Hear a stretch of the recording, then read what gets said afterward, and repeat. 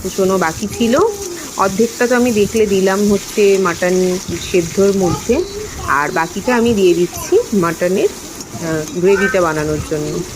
আর এর মধ্যে কোনো পেঁয়াজ বাটা ফাটা আমি দিইনি, শুধু আদা রসুন কাঁচা লঙ্কা বাটাই দিয়েছি। আর এইদিকে দেখো মাটনটা কিছুক্ষণ ম্যারিনেট করে রেখেছিলাম, তারপর আমি প্রেসারে দিয়ে দিচ্ছি।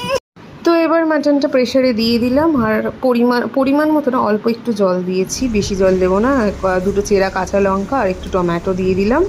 এই দিয়ে মাটনটা আমি সেদ্ধ বসিয়ে দিচ্ছি।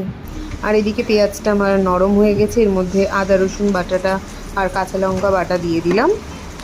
তো এইটা একটু কষিয়ে নেব যতক্ষণ না র স্মেলটা যাচ্ছে। একটু ভালো করে কষিয়ে নিয়ে তারপর গুঁড়ো মশলাগুলো দেবো। গুঁড়ো মশলা বলতে ধনে জিরে গুঁড়ো কিছুই দিইনি, ধনে জিরে গুঁড়ো ছাড়া করে দেখবে, বেশ ভালো অন্যরকম খেতে লাগে। অনেকে দেয়, আবার অনেকেই মাংসের মধ্যে ধনে জিরে গুঁড়ো দেয় না। আগে আমি দিতাম,